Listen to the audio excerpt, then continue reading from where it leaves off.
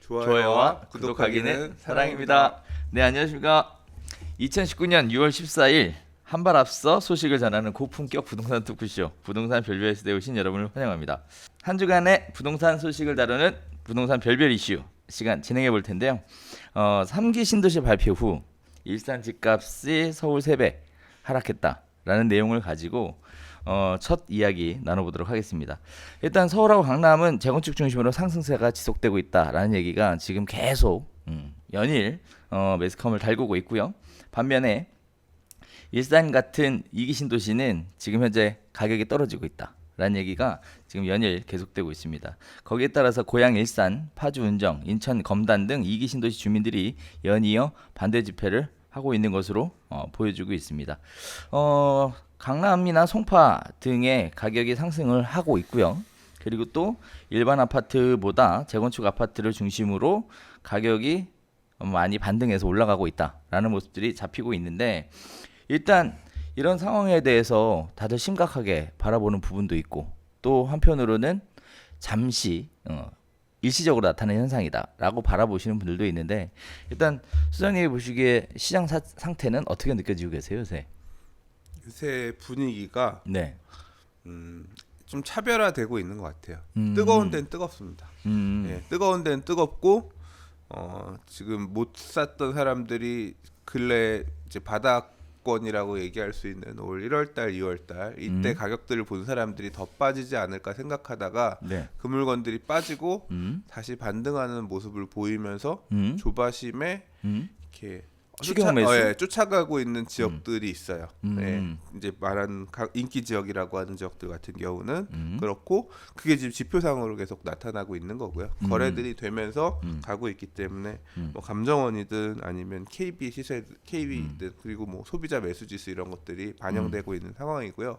모두가 그런 건 아니에요. 서울 안에서도 신축들, 인기 지역들 같은 경우 그렇게 가지만, 그러니까 신축이 될 수 있는 조합원 입주권 같은 거 있잖아요. 그런 것도 아예 매물들이 안 잡혀요. 물건들이 없는 데들도 되게 많고, 그러니까 매도자들이 조바심 내다가 이제 걷어들이고 시장, 왜냐하면 언론에서 자꾸 얘기하잖아. 언론에서 바닥 찍었나 뭐 자꾸 얘기 나오니까 좀 쫄았다가 들고 있던 사람들도 이거 괜히 지금 분위기 이런데 내가 지금 털었다가 뭐 문제 생기는 거 아니냐 이제 하면서 지금 물건들을 걷어들이고 있는 상황이고, 예, 이제 구축들 같은 경우는 아직까지는, 또는 서울 안에서도 비인기 지역들 중에서도 그러니까 상승분을 일정 부분 반납했다가 다시 이제 인기 지역들은 치고 올라가고 신축들은 치고 올라가는, 이제 다시 정고점을 향해서 달려가고 있는 반면, 아직까지는 뭐 온기가 전해지지 않는 지역들도 상존하는 것 같고요. 사실 2기 신도시들이라고 얘기하는 이 지역들이 시장이 진짜 이렇게 안 좋은지까지는 잘 모르겠어요. 제가 뭐 이 동네 이 지역의 목소리를 듣거나 하는 것 아니어서. 다만 뭐 만약에 매수자라고 하면 언론에서 자꾸 여기 사면 한 대 식으로 이런 식으로 하는 상황에서 사러 가겠어요? 만약에 내가 일산이 지금 떨어지나 보다, 지금 일산 사야지 이렇게 생각이 들겠어요? 안 되죠. 일정 부분 언론이 이런 시장이 이렇대요. 강남은 뜨겁대요. 여기는 올라간대요. 저기는 지금 아무도 안 산대요. 더 떨어진대요. 자꾸 완전히 난리 났대요. 이렇게 하니까 수요들도 자꾸 양극화가 더 심화되는 모양새가 아닌가 그런 생각은 듭니다. 한편으로는 전 이런 생각이 들더라고요. 우리가 지금 시장에 뭐 부동산이 뭐 정책이다, 무슨 뭐 안 좋다, 뭐 이런 얘기 나올 때 별별 수다 하면서 시장의 금매물 다 사라졌다. 그리고 다시 지금 움직임이 심상치 않다. 에 대한 얘기를 제일 먼저 얘기해서, 사실 오늘 시작할 때 그랬잖아요. 한 발 앞서 소식을 전하는. 그래서 그게 붙은 거예요? 네, 그거 붙인 거여서 우리가 필드에 있으니까 네. 아무래도 가장 빨리 소식을 접하지 않나. 그래서 별별 수다 진행하는 자부심 뭐 이런 것도 생기고 기분이 좋더라고요. 저도 자. 사실 돌아가는 이게 움직임들, 저는 사실 부동산 중개업소를 다니거나 그런 건 아니라서 친한 사장님들 있으면 요새 어떠냐 물어보는 정도, 또는 그리고 발빠르게 다니는 사람들한테 물어봐요. 요새 어떠냐, 요새 제일 어디가 힙하냐, 제일 가장 움직이냐, 보면 확실히 온도차는 또 다른 것 같습니다. 그런 것 같아요. 자, 그래서 지금 이러한 분위기를 감지했어요. 정부에서도. 그래서 3기 신도시 발표가 있었는데 굉장히 서두르겠다라는 모습들을 보여주고 있죠. 그래서 1년 동안 뭐 토지 보상 당기겠다, 보상가는 충분히 주겠다 이런 얘기들이 나오고 있으면 거기다 또 인천 지하철 2호선을 일산까지 연결하겠다 뭐 이렇게 내용들을 발표했으나 지금 현재 2기 신도시는 굉장히 좀 어두운 그런 분위기다라고 보여지는데요.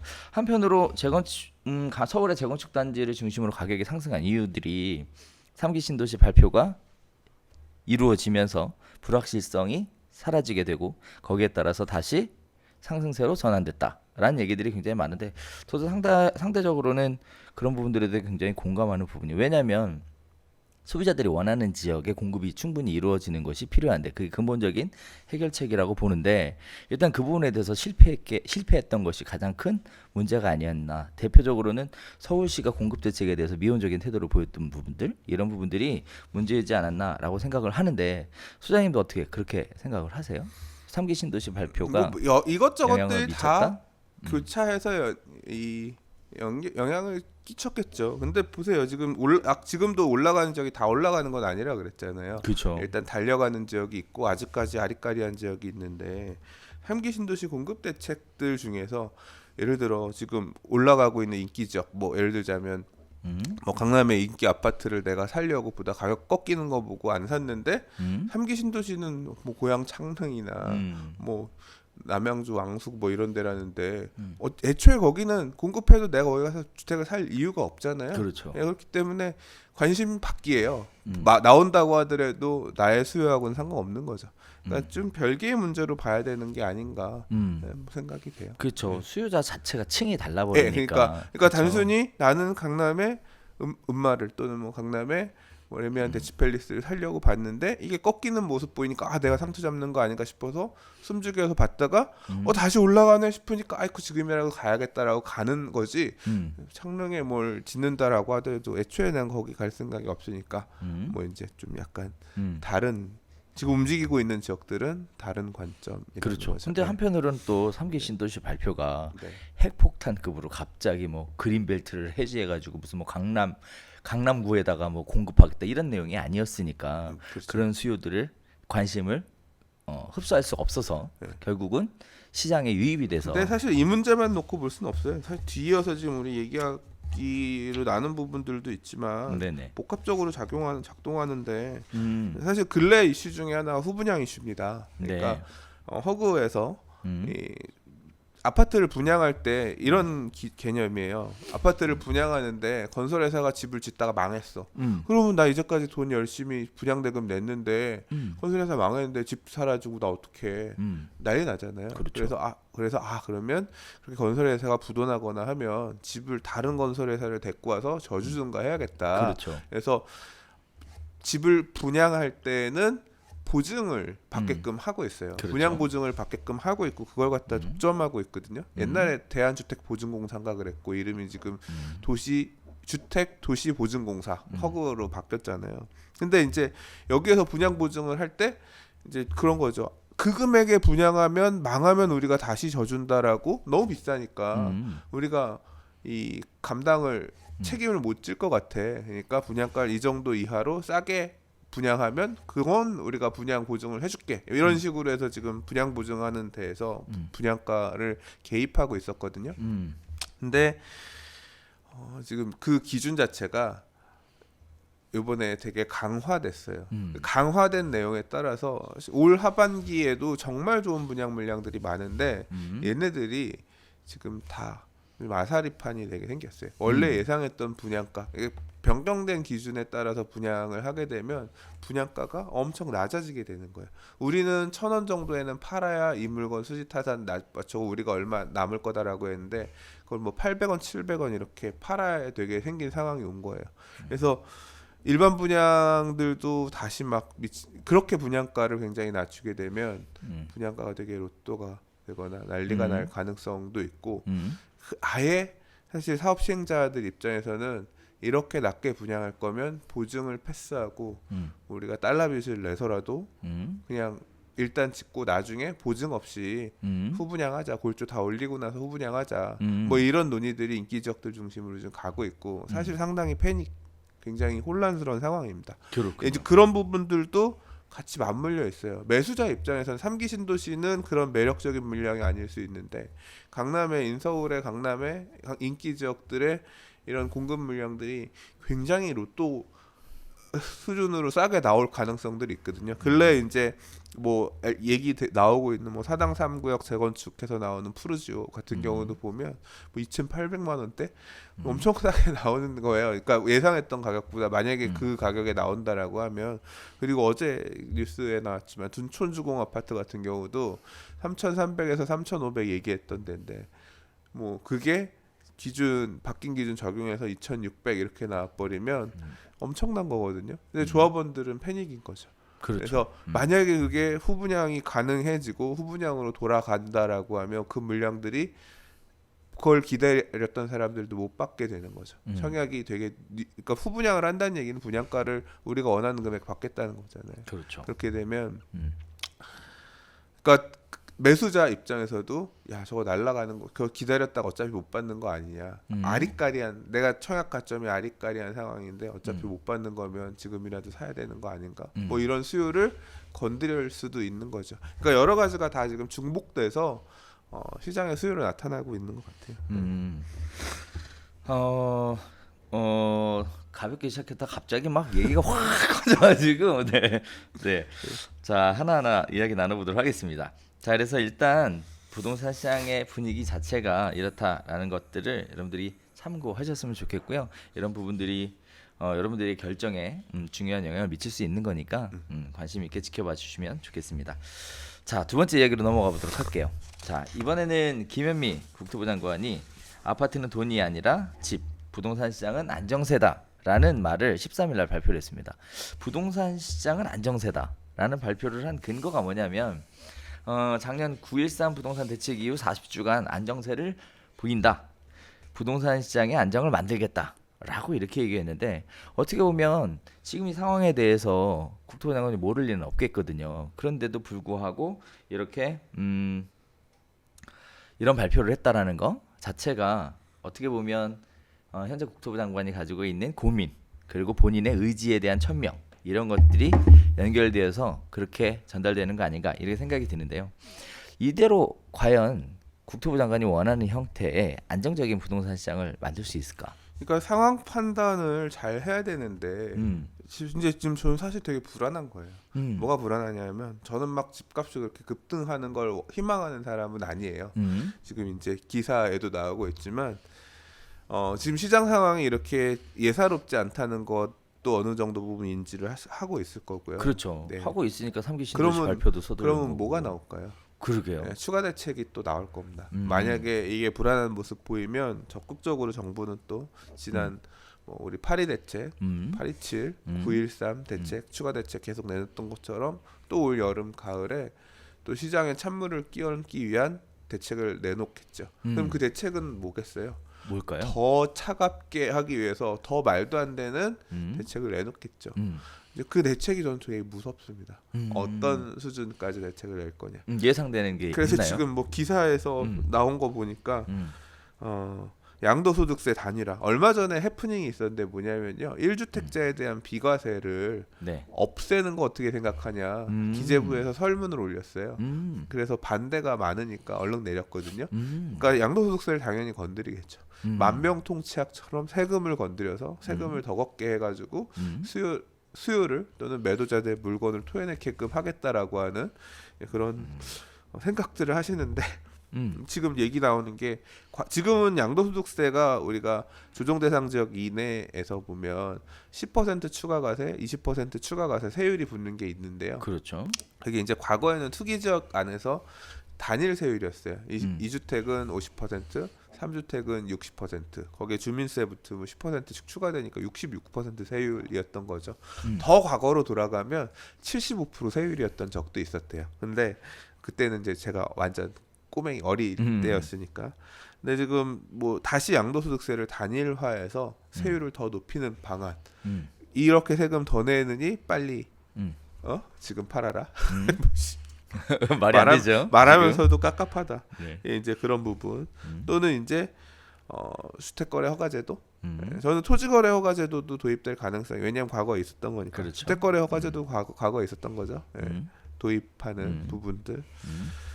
지금은 뭐 우리 자금 출처 이런 거 써내는 수준이고 실거래가 신고 정도지만 더 짧은 기간 안에 그때 15일 이내 신고에나 아마 그랬을 거예요. 주택거래 신고제도. 토지거래 허가제도 같은 경우는 직접 사용할 목적이 실거주자. 아니면은 실수요자. 실수요자 아니면은 아예 허가를 안 내주는 형태로 했었으니까 그런 내용도 추가될 가능성이 있고요. 재개발, 재건축, 재개발 쪽에서는.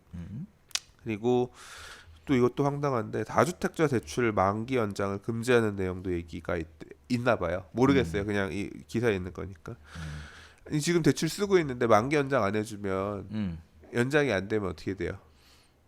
팔아야죠. 무조건 팔아야 되는 거 아니에요. 네. 왜냐하면 대출 연장이 안 되니까 이 은행 입장에서는 경매 넣어가지고 대출금 회수할 거 아니에요.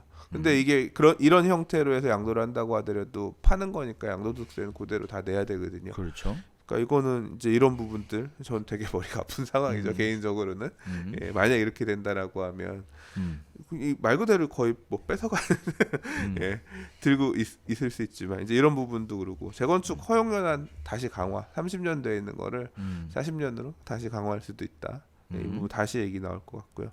그다음에 허구에서 지금 분양가 되게 지금 분양 보증하는 형태로 해서 그 하고 있잖아요. 네. 근데 이게 이제 아예 지금 분양가 상한제가 지금 살아있긴 살아있는데 아직 분양가 상한제 적용 지역을 아직 지금 정하진 않고 있는데 이걸 더 적극적으로 적용하기 위해서 바꿀 수도 있을 것 같거든요. 근데 이게 되면 사실 지금 분양가 상한제 적용 자체가 쉽지 않아요.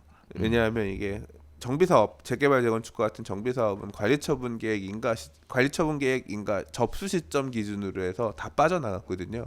그래서 이제 강남의 재건축들 이미 사업이 이만큼 지금 되게 핫한 이런 지역들이 대부분 분양가 상한제 적용이 안 돼요. 근데 이걸 갖다가 무리하게 강화하면 아직 그 내용을 바꿔가지고 아직 분양을 안 했으면 다 적용되게끔 하겠다 이런 식으로 또 만약에 법을 바꿔버리면 또 이제까지 법을 신뢰해서 왔던 사람들 다 멘붕이 오는 거거든요. 그러니까 이게 상식적이지 않은 부분 선까지 강하게 되게 바꿀 수 있는 가능성도 배제는 못해요. 근데 일단 얘기를 들어보면 그래요.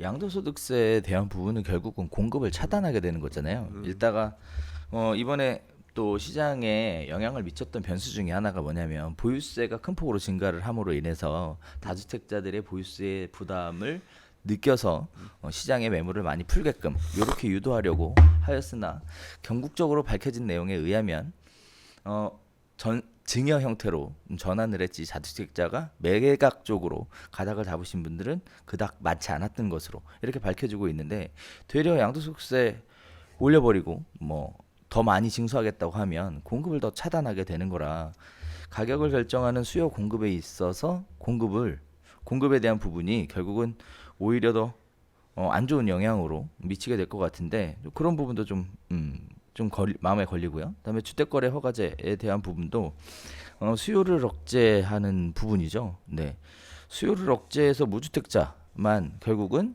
할 수 있게끔 주택을 구입할 수 있게끔 하는 건데 이게 사실 토지거래허가 구역 같은 경우에도 물론 명분이 있으면 할 수 있는데 강남의 부동산 가격이 좀 높다고 해서 뭐 예를 들어 무주택자만 살 수 있다, 실수요자만 하겠다, 너무 세지 않나? 그러니까 이런 이게 생각도 들고. 근데 저는 그거는 이게 저도 말이 안 된다고 생각하지만 사람마다 다른 것 같아요. 그러니까 근래 박원순 시장님이 얼마 전에 그 인터뷰하는 내용에서 네. 질문이 왜 음모아파트랑 잠실호단지 허가 안 해주냐 했더니 허가 해달라는 마음은 이해하나 부동산 가격이 불안할 수 있는 이런 상황에서 재건축에 대한 허가를 해줄 수는 없다. 그게 공식적으로 나올 수 있다는 얘기 자체가 저는 사실 납득이 안 돼요.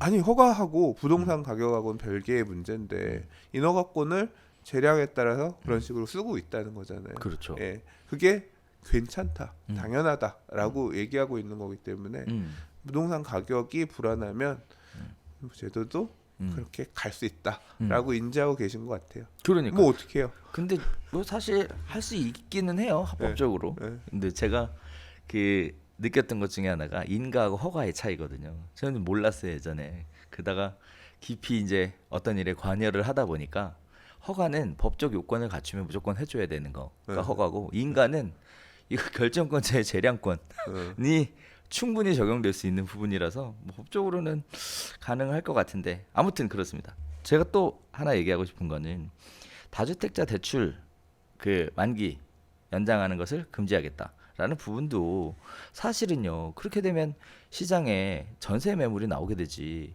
이게 매각으로 돌아갈 것 같진 않은데, 오히려 이 부분에 대한 것도 긍정적인 효과를 가져올 것 같지는 않아요.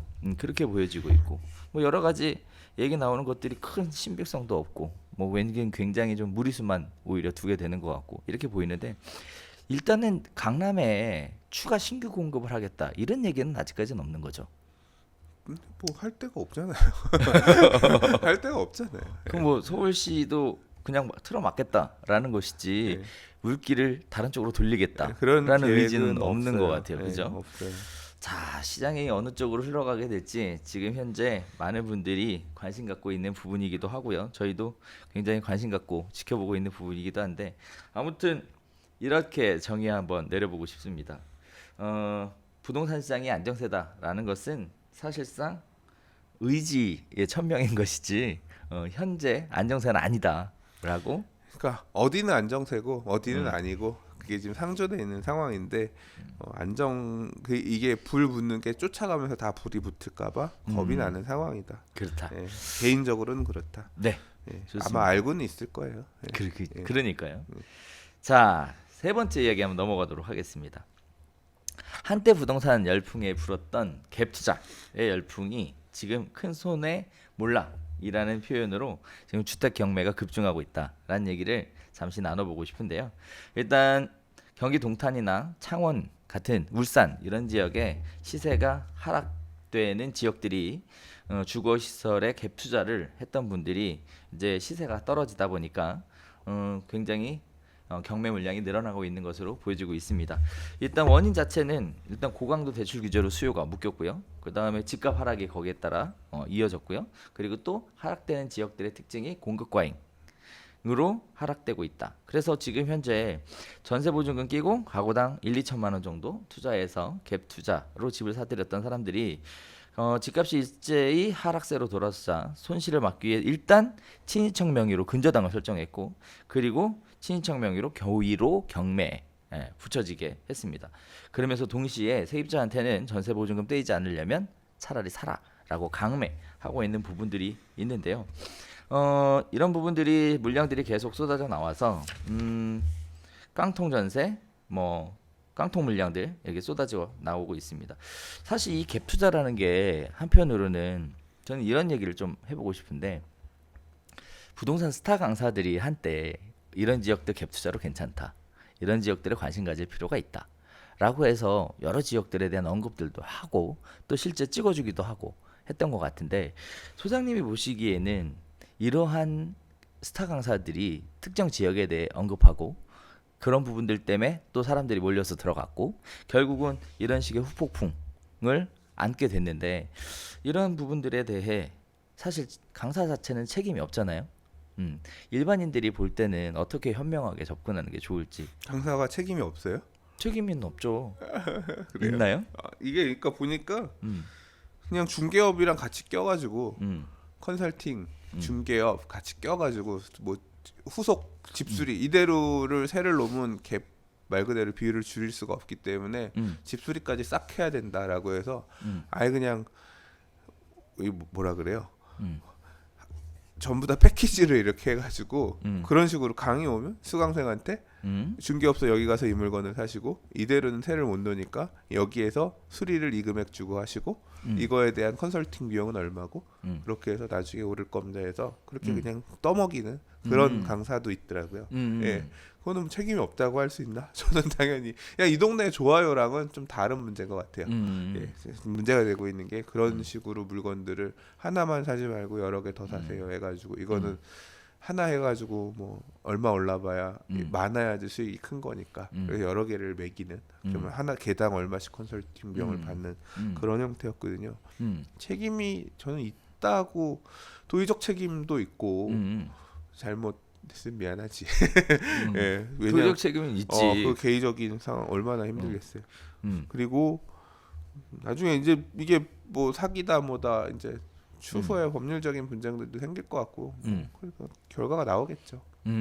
지금 뭐 그런 얘기는 안 들리죠. 법률적인 문제가 생겨서 뭐 소송을 진행하고 있다 뭐 이런 얘기는 있지 않을까요? 네. 그러니까 그 과정에서 위법한 부분 왜냐하면 나만 이렇게 당할 수 없어. 또 그렇게 피해자들이 뭉치면 뭐 그런 형태로도 나타날 수 있고 이건 이제 추가적으로 봐야 될 근데 부분. 한편 스타 강사라고 네, 해도 네. 앞으로 부동산 가격이 올라갈지 떨어질지는 몰랐던 거 아니에요. 그렇죠. 그러니까 네. 다른 부분에 대해서 이제 그렇게 걸 수 있을지 않을까. 그러니까 하는 행위, 아까 패키지나 뭐 이런 거 이제 그런 과정에서 뭔가 위법한 부분이 있으면. 근데 이제 그 위법한 부분에 대한 얘기도 네. 사실 뭐 한때 추정 60분인가요? 거기 나와서 한번 뜨거웠었잖아요. 그래서 뭐 세무조사한다 뭐 이런 얘기들이 있었는데 제가 개인적으로 보기에는 그런 얘기가 있었음에도 불구하고 여전히 활동하고 있는 것 같은데 큰 영향을 안 미쳤던 거 아닌가 이런 생각은 좀 있어요. 그렇게 금방 끝나진 않잖아요. 보통 아, 그런 그래요? 이슈가 터지면 그러니까 모르겠어요. 아무튼 지켜봐야 될 부분인 것 같고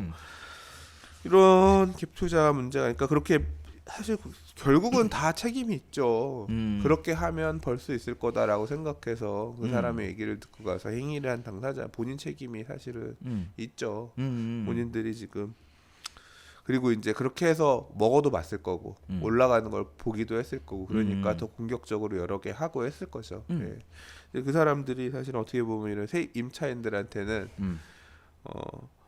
채무를 불이행하는 거잖아요. 임대기획 기간이 만료가 됐는데 보증금을 반환할 이제 자신의 채무를 이해가지 못하면서 지금 문제가 되는 거잖아요. 심각한 상황이죠.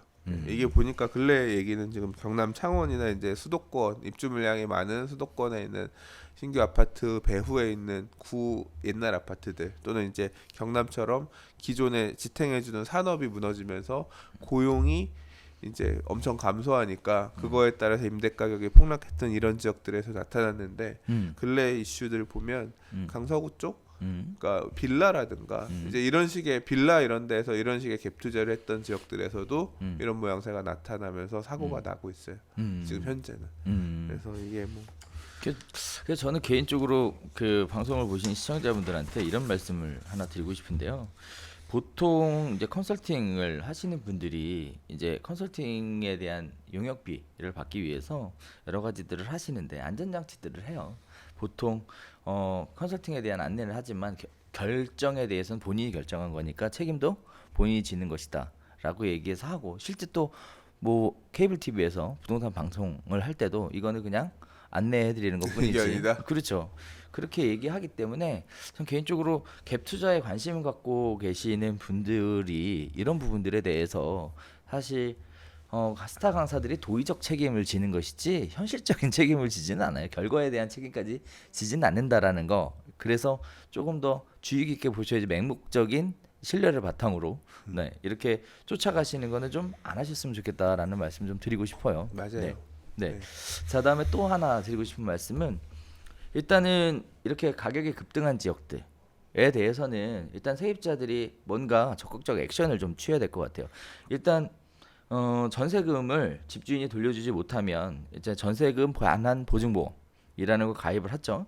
2017년에 34억 원 16건이었는데요. 작년에는 583억 원 285건으로 급증을 했고요. 올해는 4월 말 기준으로 이미 594억 원 266건에 달하고 있는 상황입니다. 다시 얘기하면 이런 말씀 또 하나 드리고 싶은데 집주인이 전세금 반환을 돌려주지 못한 부분에 대해서 뭐 책임을 면피하는 것이다라고 할 수도 있겠지만 그렇다고 해서 내 전세 보증금을 완벽하게 보장받는 건 아니거든요. 그거 쫓아가서 끝까지 받을 수도 없는 거고. 그래서 한편으로는 이런 지역들에 사시는 분들은 전세금 보장보험 가입을 적극 권유를 좀 드리고 싶은 생각이에요. 근데 이게 할 때 보증보험 가입하는데 비용이 들고 그리고 들어갈 때는 시세껏 전세를 들어갈 거 아니에요. 그래서 그렇죠. 이런 문제가 안 생길 거라고 생각하고 들어갈 거 아니야. 그렇죠. 근데 뒤늦게 나올 때쯤 돼서 보니까 문제가 발생한 거고 이제 그래서 이게 이 보험 자체도 전세금 반환 보증 보험 자체도 이게 그리고 또 하나의 이슈는 뭐냐면 얘네가 파산할 수도 있어요. 누가요? 이게 보증보험이라고 하는 게 결국은 먼저 전세보증금 내주고 그다음에 보험 회사가 구상권 청구해서 받겠다 이거잖아요. 근데 이런 일이 원래 예상할 때 규모는 요만큼의 규모인데 터지는 게 그러니까 요만큼만 터질 수 있을 것이다라고 생각해서 보험료도 정하고 했는데 터지는 이 비율이 훨씬 커지면 지금 사례도 보시면 2017년에 34억 원 16건이면 몇 개 안 되잖아요. 그렇죠. 근데 지금 보면 4월 말 기준으로 266건 594억 원이라는 얘기는 1, 2, 3, 4 3분의 1 만에 이거였으니까 올해는 예를 들어서 1,800억 규모가 될 수도 있다는 거잖아요. 그렇죠. 이게 원룸 이런 거 쪽에서 그런 건데 만약에 좀 더 큰 물건들 임대 가격이 높은 상품들 뭐 이런 거에서 간다라고 하면 기하급수적으로 커질 수 있거든요. 커질 수 있죠. 그러면 얘네가 버틸 수 있냐는 거예요. 그러니까 보증보험회사도 만세를 부를 수 있는 상황이 그러면 그때는 이제 공적 자금 들어가면 어쩔지 모르겠지만 이게 일단 또 이런 생각은 있어요. 네. 한편으로는 지금 전세금 반환 보증보험을 실시하고 있는 데가 두 군데거든요. 하나 HUG고 그리고 또 하나는 민간 서울 보증보험이에요. 민간 서울 보증보험. 네.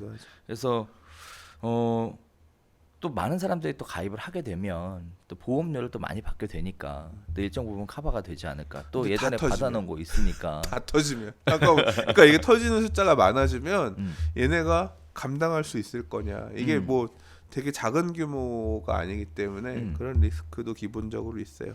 근데 이게 문제가 되는 게 지금 사례들 우리 기사에서도 지금 언급해 주신 사례도 보면 한 사람이 갭 투자를 한 개 두 개 한 게 아니라 한 개 두 개면 자기 있는 집 그렇지. 팔아서라도 주고 뭐 하고 이런 게 커버가 될 수 있겠지만 10개, 20개, 100개, 뭐 50개, 100개 이렇게 가버리니까 나도 모르겠다. 만세 부르고 받으시든가요. 내가 경매를 받으시든가요. 그냥 사시든가요. 약간 손실 좀 임차인 당신이 떠안아 주시든가요. 당신도 싸게 집 안 사고 전세 산 거 아니야? 뭐 이런 식으로 뻔뻔해지는 거죠. 이제 그런 소유자들이 나오는 건데, 그러니까 이 제도가 개선될 필요가 있다는 목소리가 있는데, 그래서 생각되는 게 만약에 내가 임차인인데 임대인이 이런 식으로 이 소형 주택을 수십 개 갖고 있는 사람이야. 그거 어떻게 알아요?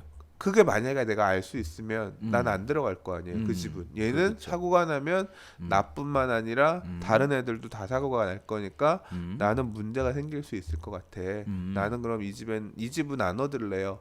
할 거 아니야. 그렇죠. 그러니까 그런 내용을 알 수 있을 정도의 그러니까 임차인을 보호하기 위해서 보험료 내고 니들이 알아서 보험 문제 터지면 알아서 보험회사에서 처리하세요라는 정도의 대응 말고 적극적으로 우리가 임대 계약할 때 등기부등본 열람해서 떼보잖아요. 그렇죠. 그런 것처럼 이런 부분도 열람할 수 있을 정도의 어떤 제도적 보완 장치를 좀 해주면 좋지 않을까. 얘기가 엄청나게 커지고 있습니다. 자, 일단은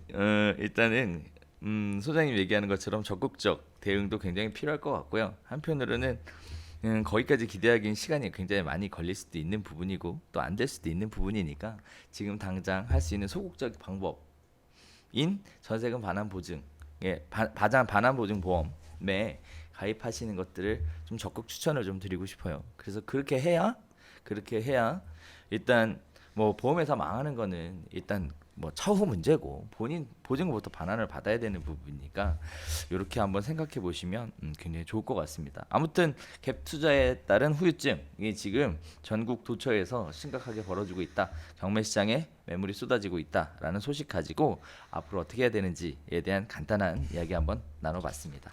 자, 네 번째 이야기 진행해 보도록 하겠습니다. 로또 아파트 분양 다시 시작하는가에 대한 이야기를 잠깐 나눠보고 싶은데 최근 시장 가격이 불안하다 보니까 HUG에서 고분양가 사업자 심사 기준을 변경해서 개선안을 발표를 했습니다.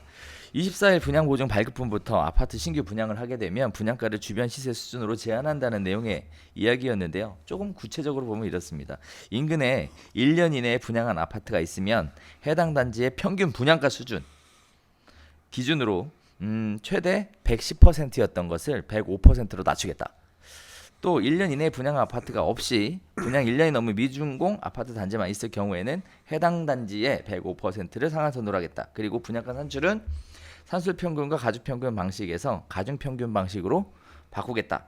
이런 발표가 있었는데 이 얘기가 나오자마자 가장 먼저 나오게 되는 얘기가 고분양가 사업자 심사 기준에 따라 분양가가 낮아지게 되면 가장 크게 수혜를 볼 게 개포 4단지하고 개포 주공 1단지다.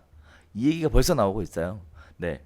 자, 이렇게 되면 오히려 여기 보면 발표 내용하고 실제 내용하고 조금 차이가 있다라고 느껴지는 게 저는 분양가를 주변 시세 수준으로 제한하는 것이 아니라 사실은 기존에 분양했던 분양가 기준으로 제한을 하겠다는 거잖아요. 그렇게 보면 진짜 개포주공 같은 경우에 수혜를 받을 수 있다라는 얘기가 나올 것 수혜가 같은데. 그러니까 분양받는 사람이 수혜라는 그렇죠. 거지. 사업 시행자들, 조합원들 입장에서는 난리 나는 거죠. 그렇죠. 예. 피해죠. 피눈물 나는 거죠. 그래서 오히려 이러한 발표가 분양가를 찍어 누르게 되면 역으로 청약 시장을 다시 과열시키는 것이 아닌가라는 우려가 생기는데. 청약 시장은 과열 안 된 적이 없어요. 계속 그런가요? 뜨거웠어요. 이게 먹을 게 더 많아지니까 더 난리가 나는 거고 앞서 받은 사람이 피눈물 나는 거지. 내가 그러니까. 할 때 더 싸게 했어야지. 그래서 또 우려가 되는 게 그거예요. 지금 이런 상황에 대해서 아는데 분양가만 찍어 누른다고 해서 그게 과연 시장 자체에 영향을 미치겠냐라는 건데, 결국 이렇게 되면 근본적인 해결책은 없이 우리가 흔히 얘기하는 언발의 오줌 누기라는 표현을 하잖아요. 일단 당장 뜨거우니까 뭔가 당장 급한 것부터, 당장 할 수 있는 것부터 이렇게 해결하는 그러니까 것 이게 같은 접근 모습인데. 방식에 대해서 좀 생각이 다른 거죠. 그러니까 이렇게 분양가를 낮게 누르게 되면 주변의 아파트 가격도 빠질 것이다. 분양가가 싸니까 이 고분양가가 기존의 주변의 아파트 가격을 올라가게끔 영향을 끼치는 그런 형태라기보다는 싸게 나오니까 기존의 아파트들을 찍어 누를 수 있는 영향을 끼칠 것이다라고 생각하시는 것 같은데, 이게 하락장에서는 조정장에서는 시장이 안 좋은 상황에서는 뭐 그럴 수도 있는지 모르겠어요. 근데 경험적으로 보면 시장의 에너지가 이렇게 있는 상황에서 하게 되면 뜨거운 물에다가 얼음 몇 조각 넣는다고 해서 물이 이렇게 완전히 차갑게 식는 게 아니라 그냥 그 얼음이 녹고 끝나거든요. 결국 그 이 몇 개의 분양가 싸게 차갑게 낮은 가격에 낸다고 하더라도 이 결국은 이 물이 주변의 뜨거운 온도에 동화되면서 말 그대로 분양받은 사람들만 로또 맞는 거지. 현실적으로 주변 가격을 낮추기에는, 그러니까 이런 얼음을 왕창 만들어 가지고 부으면 뜨거운 물들이 미지근해지겠지. 미지근하다가 차가워지겠지. 얼음이 많으면. 근데 얼음 몇 덩이 계속 넣는 거잖아. 그럼 결국 한계가 있어요. 그 얼음이 뜨거워지는 효과가 생기는 거지. 얼음이 미지근해지면서 먹는 효과가 생기는 거지. 동화가 되는 거는 오히려 반대죠. 그래서 이 정부가 원하는 형태로의 정책 효과가 나기 힘들 가능성이 높고, 두 번째는 이 청약하려는 사람들이 일반 분양이 이렇게 싸게 나올 거니까 집 사지 말고 대기해야지 라고 하는데 아마 좌절하는 모양새가 나올 겁니다. 왜냐하면 이렇게 먹을 게 많으니까 아리까리하니까 청약하지 말아야지라고 생각하면서, 그러니까 가점 커트라인이 30점대, 뭐 40점대, 20점대 뭐 이렇게까지 분양가가 높으니까 나오다가 이렇게 싸지면 어떻게 돼요? 다 고점 통장들이 계속 나오는 거죠. 그럼 나는 청약으로는 옛날에 한 3, 40점이면 해볼만 했는데 지금 뭐 커트라인이 계속 69, 70이 나오네. 나는 이건 택도 없겠네라고 하면서 좌절하다가 이제 그런 사람들이 집을 사겠죠. 청약으로 내 커트라인으로 앞으로, 왜냐하면 분양 물량이 많다라고 하더라도 넘쳐나는 건 아니거든요. 생각해 보세요. 경쟁률 30대 1 나오면 30명 중에 하나밖에 못 받는 거라니까. 그럼 30번이 계속 나오면 상관이 없는데 지금 이 택지지구 지금 주변 공공택지에서 분양하는 애들 보면 100 몇십 대 1 나오잖아요. 그렇죠. 100 몇십 명의 수요가 있어. 물건은 하나밖에 소유자가 안 나와. 음. 그럼 100 몇십 개를 만들어 줄 수 있냐고. 음. 결국은 뭐냐면 이거에 따라서 청약에서 내가 배제됐다라고 생각하는 사람이 지금은 뭐 1, 20점, 30점대 가점 사람들이 나는 청약 통장으로 받기 어렵겠구나. 차라리 사는 방법을 고려해야 될까 하다가 이게 커트라인 이렇게 높아지면 어떻게 돼요? 이제 40점대, 50점대 사람들도 서울에 분양받는 건 안 되겠구나. 나도 집을 그냥 사는 걸로 생각해야 되나 보다. 아마 이제 그런 식으로 오히려 청약 통장 가진 사람을 부동산 매수 시장으로 내모는 결과로 이게 당장은 이 사람들이 그 판단을 하죠? 안 하죠? 커트라인이 계속 그런 식으로 나오는 걸 보면 그리고 그런 사람들을 이제 심리를 바닥으로 끌어내리는 건 어디서 나오냐면 어디도 후분양으로 한다. 어디도 후분양으로 한다. 이런 기사가 막 나오기 시작하면 이렇게 내가 싸게 받을 수 있는 물량이 많을 줄 알았는데 얘네는 다 후분양으로 돌리네. 지금 나인원 한남 같은 경우도 그랬잖아요. 후분양도 아니라 그냥 임대분양으로 돌렸잖아요. 그렇죠. 예. 그러니까 민간이 이런 분양가 규제에 대응하는 여러 가지 것들 보면서 저거 분양받으려고 했는데 임대분양으로 돌아섰네. 아이씨. 이런 상황들이 맞물리면서 커트라인으로는 내 점수로는 택도 없겠구나. 이런 부분들이 맞물리면서 이 사람들이 마지막에 매수 시장으로 들어올 때 그때가 아마 이번 상승장의 마지막 불타오르는 시점이 아닐까. 근데 문제가 아무튼 그렇게 시장을 왜곡하면 이게 정상적으로 잘 의도하는 방향대로 갈 수도 있겠지만 그렇지 못한다라고 하면 더 시장은 불안해질 가능성도 있습니다. 자, 그래서 지금 HUG의 고분양가에 대한 분양가 제한에 대한 부분들은 일단 단기간의 효과는 볼 수 있을 것 같습니다. 네, 거기에 따라서 지금 가장 이슈가 돼서 얘기가 나왔던 개포주공 다단지하고 개포주공 1단지의 청약 경쟁률과 청약 결과가 나오면 이 효과는 끝나는 것으로 이렇게 보여지고 개포1, 개포4뿐만 아니라 되게 네. 많아요. 우르르 몰려 있죠. 예, 네. 지금 아까 둔촌주공 얘기도 했지만 네. 되게 많아서 또 한편으로는 이런 부분들도 있어요. 사실 개포주공 1단지 같은 경우에는 사업시행 인가 후 3년 이내에 미착공을 해서 조합원 지분을 거래할 수 있는 그런 상황인데 분양가를 인하를 하게 되면 조합원의 이익이 줄어들게 되니까 오히려 이런 부분들은 재건축 거래를 제한하는 효과는 그렇죠. 만들 수 있을 것 같아요. 만약 이렇게 되면 추가 부담금이 오히려 올라가기 때문에 그렇죠. 이제 가격이 내려가거나 매수자들, 그러니까 조합원 물건 가격이 비례율이 떨어질 것 같은데 그 돈 주고는 못 사죠. 뭐 이제 그런 식으로 작동할 부분도 약간은 있네요. 예. 그렇죠. 네. 그래서 그렇게 생각해 보시면 좋을 것 같습니다. 자, 5번째 이야기 한번 나눠보도록 하겠습니다. 세 부담에도 담담했던 다주택자 드디어 버티기로 결정한 것으로 보여지고 있습니다. 자, 보유과세 기준일이 지난 1일로 종결되면서 세금과 관련된 불확실성이 사라진 다주택자들의 버티기가 계속될 것으로 보여지고 있습니다. 자, 일단 시세가 당분간 하락을 했었잖아요. 거기에 따라서 오히려 다주택자들은 증여하기 좋은 시점을 맞이했던 건 아닌가라는 생각을 하게 되는데 어떻게 보세요?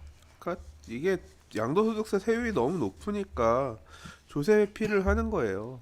이게 매매로 파는 것보다 증여로 넘기는 게 증여세를 냈다가 파는 게 증여세 자체가 세율 자체가 양도소득세 세율 이 중과 세율보다 낮기 때문에 좀 회피하는 겁니다. 회피 전략을 쓰는 거고 그렇게 해서 나는 장기 보유하겠다 또는 명의를 분산해서 누구한테 줘서 우리 가족이 갖고 있는 게 낫지 않냐 뭐 이제 이런 식으로 해서 선택들을 하고 있는 거고 뭐 6월 들어서 임대사업자 증가했다라고 하는 것도 결국 임대사업자로 들어가는 형태로 해서 다주택을 그냥 유지하는 형태로 포지셔닝 하겠다 그런 모양새들이 나오고 있다는 거죠. 그렇죠. 예. 선생님 말씀해 주신 것처럼 양도소득세 부담 때문에 다주택자가 매도 쪽으로 가닥을 잡지 못하고 임대사업자 등록을 함과 동시에 장기 보유 전략을 선택했다라는 부분이 중요한 포인트인 것 같고요. 또 증여가 굉장히 활발하게 진행됐던 지역들이 고가주택이 혼재되어 있는 이런 강남이나 용산 지역으로 증여가 굉장히 많이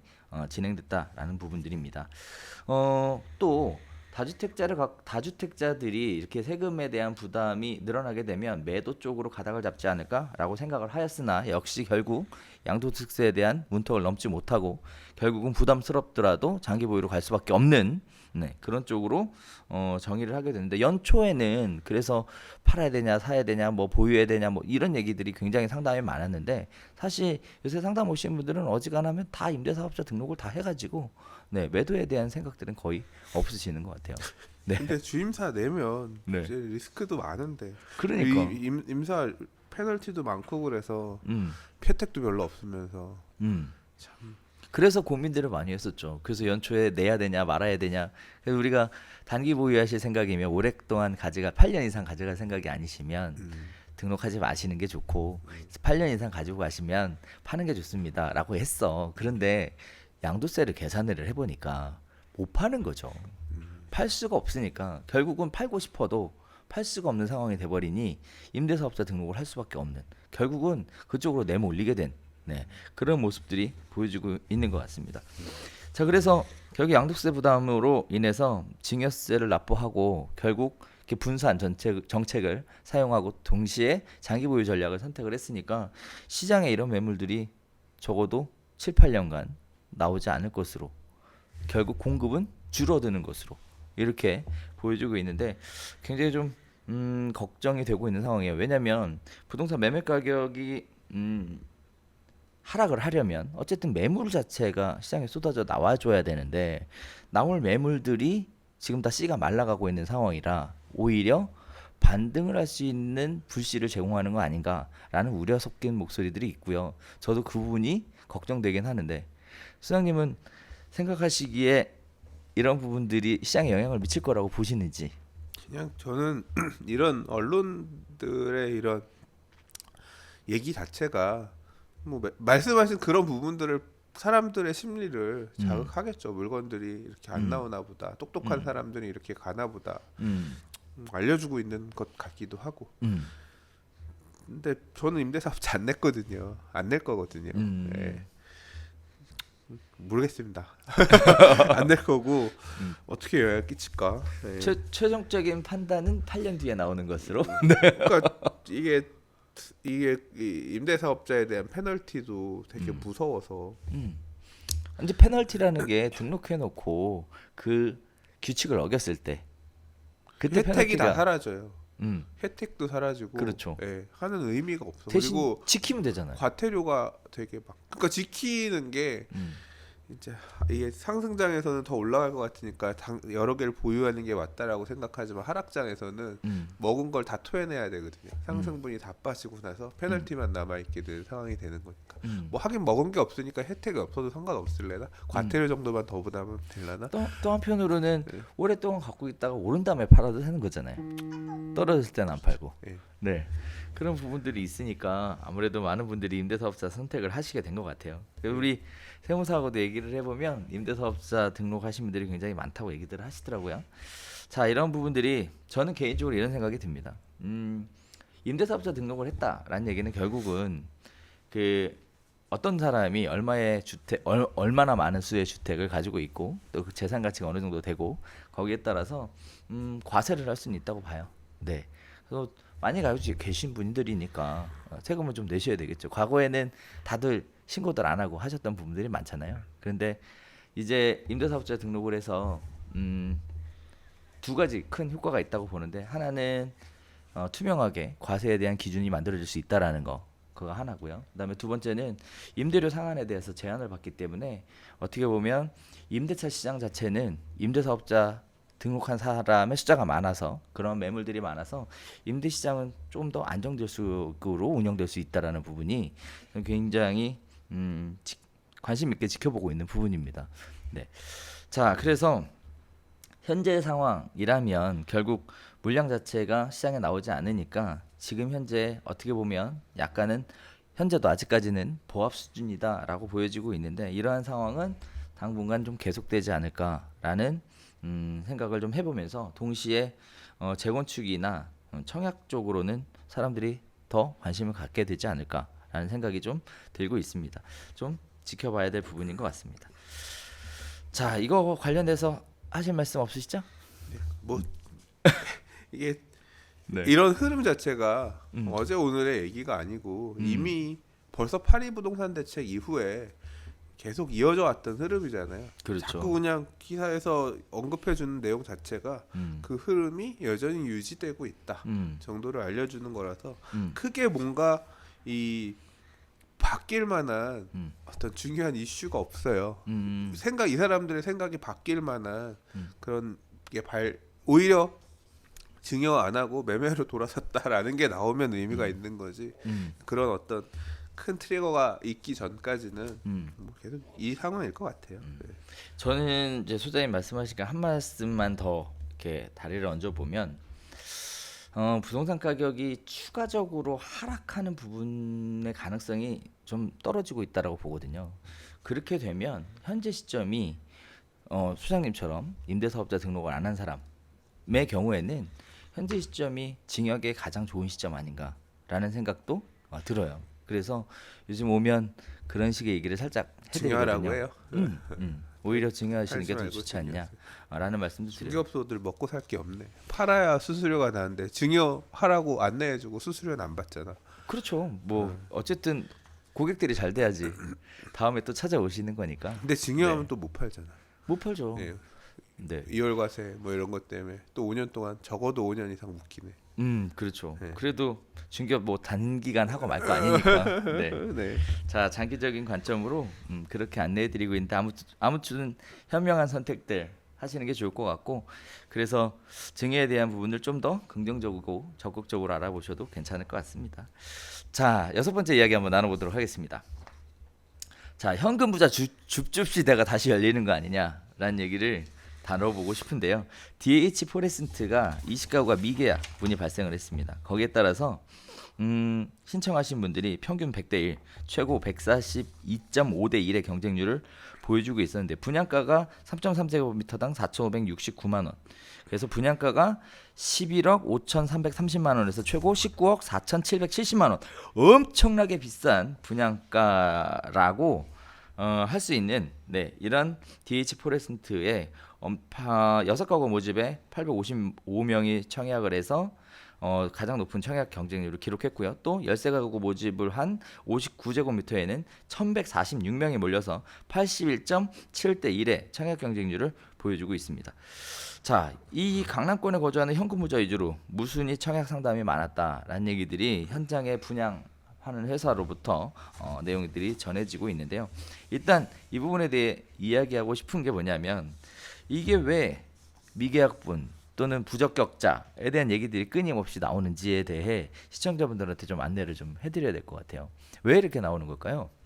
그냥 부적격자 나오는 거는 우리나라 청약 제도가 솔직히 말해서 그지 같아요. 너무 어려워. 그래서 봐도 모르고요. 이게 주택 공급에 제 기사들 또는 뭐 유튜브 댓글 다 좋은데 뭐 불법하는 놈들 하면서 욕하는데 당신들이 바로 모른다니까.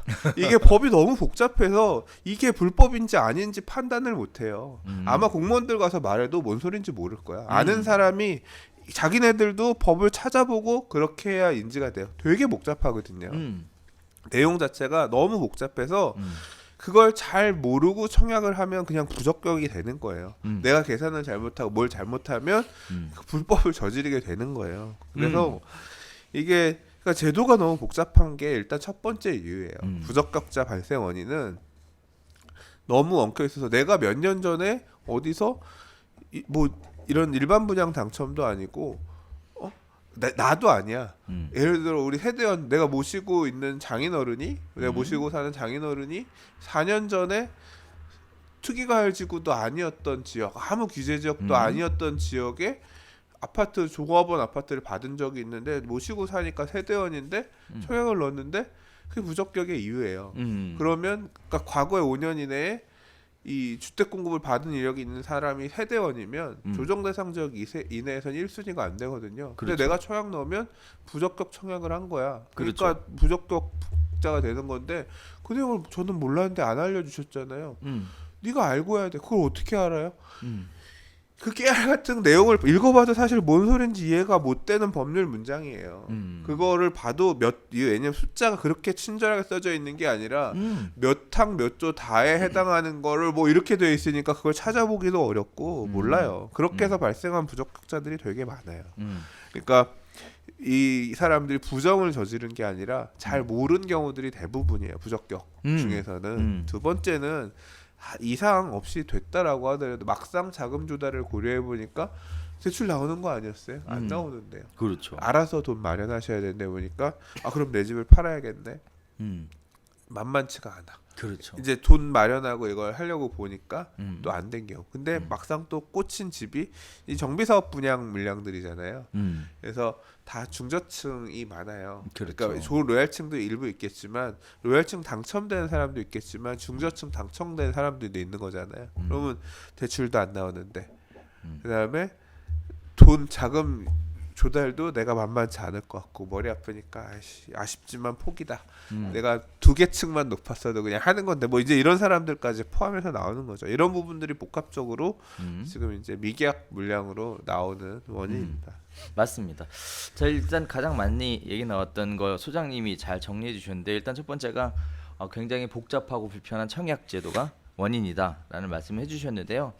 일단 뭐 많은 분들이 생각하시는 것처럼 뭐 의도적으로 뭐 청약 경조를 높이거나 뭐 이렇게 하기 위해서 했다라기보다 청약 제도가 굉장히 복잡하고 어렵기 때문에 그런 부분들이 발생하는 것 같습니다. 일단 뭐 흔히 얘기를 들면 또 이런 얘기도 있더라고요. 보니까 미혼은 만 30세 이후부터 무주택 기간을 계산을 하지만 만 20세부터 무주택 기간으로 잘못 계산해서 문제가 생겼다. 결혼한 사람은 20세부터 무주택을 봐준다는 얘기인 거잖아요. 그렇죠. 그 두 개를 나누면 그러니까 이런 것도 어떻게 알아? 그러니까 이제 이런 부분들 때문에 실수할 수 있고 또 하나는 가점을 잘못 쓰는 그렇죠. 거네요. 가점을 잘못 써서 내는 거죠. 네. 그리고 또 하나는 이게 확인을 하려면요. 사실 아파트 투유에 전화해서 상담원이랑 통화를 다 해야 되는데 아시다시피 아파트 투유하고 통화를 해보시면요. 확실하게 이겁니다, 저겁니다라고 해주지 않아요. 네, 알아서 하세요. 그 계략적인 얘기만. 계략적인 얘기만 해줘요. 그리고 통화 진짜 안 돼. 겁나 어려워요. 모델하우스에도 이거 청약 관련해서 가점 계산하려고 모델하우스 전화하면 연결 안 돼요. 그러니까 사실 상담도 엄청 기다려서 받잖아. 그것도 그렇죠. 예. 그러니까 말이에요. 네. 그래서 그런 부분들이 첫 번째 원인이었습니다. 네. 자, 그다음에 두 번째는 이제 대출에 대한 부분이죠. 아무래도 분양가가 비싸고 또 여러 가지 규제로 묶여 있어서 대출이 나오지 않습니다. 이제 그런 부분들 때문에 미처 생각하지 못했다가 뭐 사실 일반적인 서민들은 그런 생각 안 하거든요. 당연히 분양 받았으니까 대출 되겠지라고 생각했는데 이게 이런 거였어?라고 깨닫게 되는 이런 문제들도 굉장히 많이 있습니다. 막상 진짜 얘기해보면 부동산에 관심 있는 사람들은 좀 아는데요. 그렇죠. 이 전혀 모르는 사람들은 진짜 모르는 경우들도 많아요. 아무 생각 없이 넣는 사람들도 진짜 많아요. 보면. 그러니까. 실제 얘기해보면 근래에 제가 저희 아는 형님이 세무상담 관련해서 전화가 왔는데 집을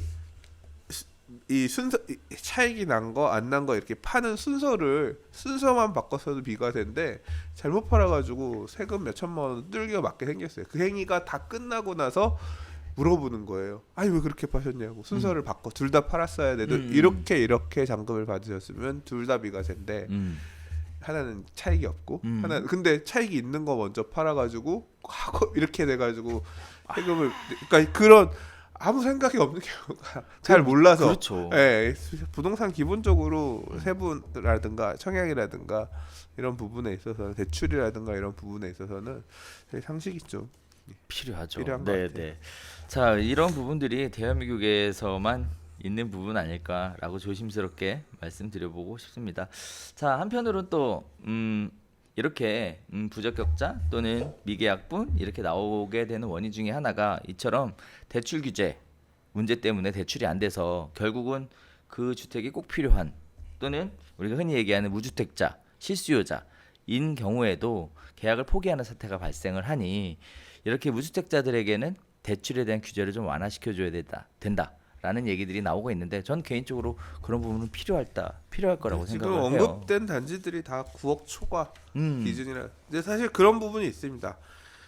돈이 가치가 많이 하락했잖아요. 그렇죠. 9억이라고 하는 기준은 10년이 됐어요 벌써. 음. 그러니까 이 돈이 그만큼 많이 가치가 떨어졌기 때문에 이게 9억이란 개념, 6억이란 개념이 9억으로 높아진 거거든요. 과거에는 3억, 6억, 9억. 이 고가주택 기준으로 해서 그걸 보는 건데 개인적으로는 고가주택을 보는 기준을 다시 현 어떤 수준에 맞춰서 높여야 된다라고 생각해요. 그렇게 되면 풀릴 문제거든요. 대부분의 주택들은. 근데 뭐 얘기 보면 9억을 다시 6억으로 낮춘다 이런 얘기도 나오고 하기 때문에 크게 기대하지는 않습니다.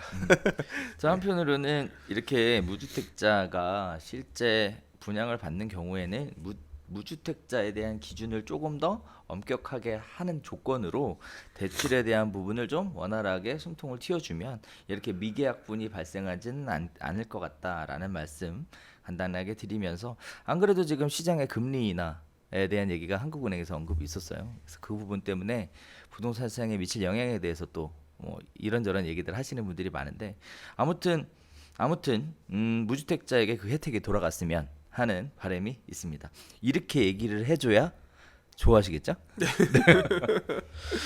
자, 7번째 이야기 한번 나눠보도록 하겠습니다. 과천, 네, 청약 바람이 심상치 않게 불고 있습니다.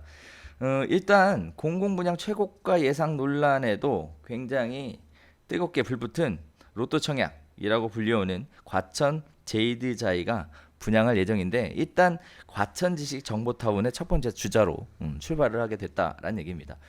북일의 공공분양보다 더 관심이 뜨거운 분위기다, 현장에서 전해지고 있다라는 건데, 소장님들 여러 수차례 과천지식 정보타운에 대해서 언급을 많이 해주셨어요. 굉장히 좋은 단지다 이런 얘기들을 해주셨는데, 이렇게 뜨거운 상황에 또 이제 HUG에서 분양가 규제에 대한 얘기까지 나와서 오히려 기존에 분양했던 것만큼 시세를 측정을 하게 되면 예상보다 더 분양가가 낮아질 가능성도 보여줘서 결국은 더 뜨거운 관심을 받게 되는 이런 효과들이 나타날 것 같은데, 시장에 좀 영향을 미칠 것 같아요. 이미 로또 아파트인데 더 로또가 되는 거잖아요.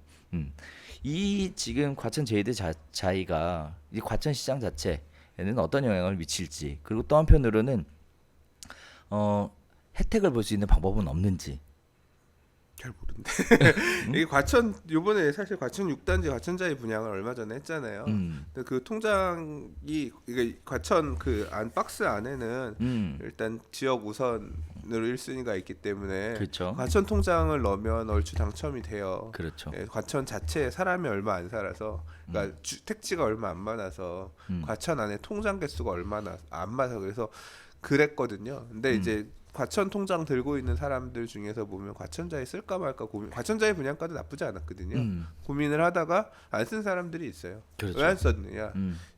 여기 과천 지식정보타운은 공공택지이기 때문에 분양가 상한제가 적용이 돼요. 네. 토지 가격에다가 사업 이윤 더해가지고 분양을 해야 되는 거기 때문에 건설회사 입장에서는 그렇게 막 수익이 많이 나는 사업장은 아닙니다. 어차피 시행 이익 자체가 그렇죠. 분양가 상한제가 작동하기 때문에.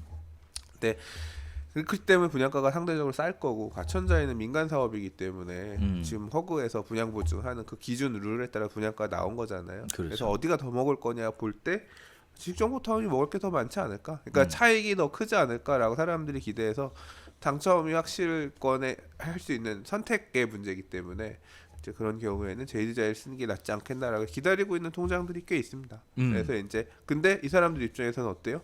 더 난리죠. 왜 더 난리냐면 원래 예상했던 분양가대로 나왔어도 먹을 게 많은데 더 먹을 게 많아. 이게 지금 분양가를 언급을, 이게 그냥 국토부 장관이 언급을 했단 말이에요.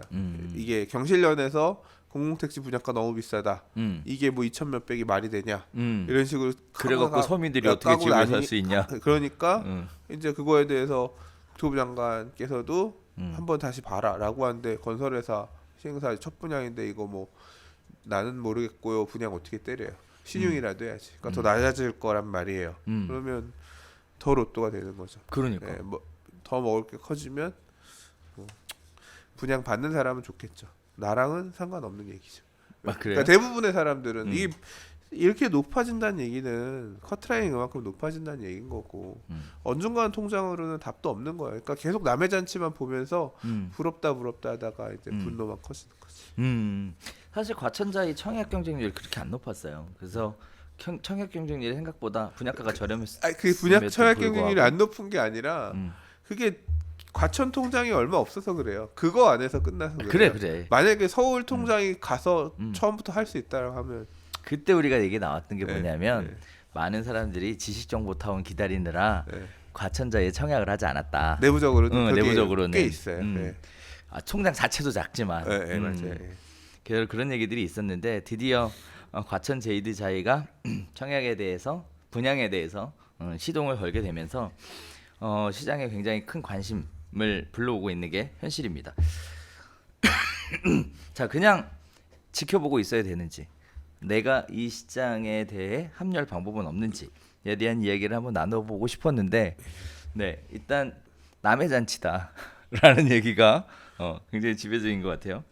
자, 이렇게 공공 분양에 대해서 분양가를 더 낮춰야 된다라는 얘기들이 이루어지게 되면 이게 역시도 부동산 시장에 영향을 미치게 될 것 같은데, 그런 부분들은 어떻게 생각하세요? 저도 예전에 이런 얘기를 한 적이 있거든요.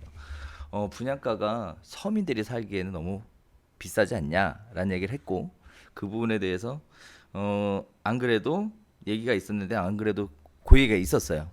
서민들이 뭐 월급 260만 원을 뭐 어쩌고 저쩌고 얘기해서 불가능하다 이런 식의 결론이 있었고, 거기에 따라 분양가 인하에 대한 얘기가 또 나오고 있는데, 이 시장에 영향을 미칠 것 같아요. 공공 분양에 대해서는. 공공 분양도 뭐 이제 3기 신도시가 공공 분양인 셈인데 뭐 계속 물량을 이렇게 막 미친 듯이 많이 만들 수 있으면 상관없지만 결국 그 수요를 다 채워줄 수 있을 만큼 공급할 수는 없잖아요. 네. 그리고 또 한편으로는 이렇게 사람들이 관심 있는 지역에 공급을 하게 되면 이렇게 폭발적인 관심이 있다라는 것도 한번 생각을 해봐야 될 것 같아요. 그래서 과천이라는 특수한 지역, 그리고 기본적인 인프라를 다 갖추고 있는 지역, 거기다가 또 서울하고 더 가까운 이러한 여러 가지 혜택들이 모여져서 사람들의 관심이 올라가고 있는데요. 아무튼 뭐 과천에 청약통장 가지고 계신 분들은 이번에 제가 정확하게 지금 좀 확인을 해봤는데요. 일단 과천 이게 공공택지라서 아까 민간택지인 과천자인이랑은 달라요. 서울도 서울 통장이어야 1순위 서울 안에서 끝나잖아요. 네. 과천 1년 이상 거주자한테 물량이 30%고요. 예, 그리고 이제 경기 1년 이상 거주자가 20%. 그다음에 서울 인천 거주자가 50%. 이렇게 해서 한 서울 통장도 쓸 수 있거든요. 택지이기 때문에. 그래서 이제 잘들 쓰셔가지고 좋은 결과들. 세대수가 647세대 정도밖에 안 돼서 평수도 이제 다 시작이잖아요, 59제곱미터 이하 소형 중소형이거든요. 자, 뭐 받으시면 좋겠습니다. 예. 네. 지식정보타운 이제 드디어 처음 나오는 거니까. 지식정보타운이 이제 앞으로도 계속 나올 거기 때문에 일단 지도 잘 보시고 거기에 따라서 이번 기회를 잘 한번 살려보시면 많은 사람들이 관심 있는 지역에 좋은 아파트를 또 분양받을 수 있는 기회가 되지 않을까라고 생각이 됩니다. 일단 뭐 저희가 청약을 해서 뭐 어떤 청약 경쟁률을 올리고자 뭐 이렇게 뭐 작업하는 건 아니고요. 주택을 필요로 하는 실수요자분들이 어느 지역으로 갈까 고민하시는 분들이 많이 계시는데, 그분들에게 도움이 되고자 드리는 말씀이니까 괜히 무슨 뭐 청약 경쟁 높이려고 작전한다 뭐 이런 얘기는 안 해주시면 좋을 것 같습니다. 일단 수장님도 청약 안 하실 거잖아요, 그죠? 저는 없어요. 통장 자체가. 네, 저희는 청약하지 않습니다. 네.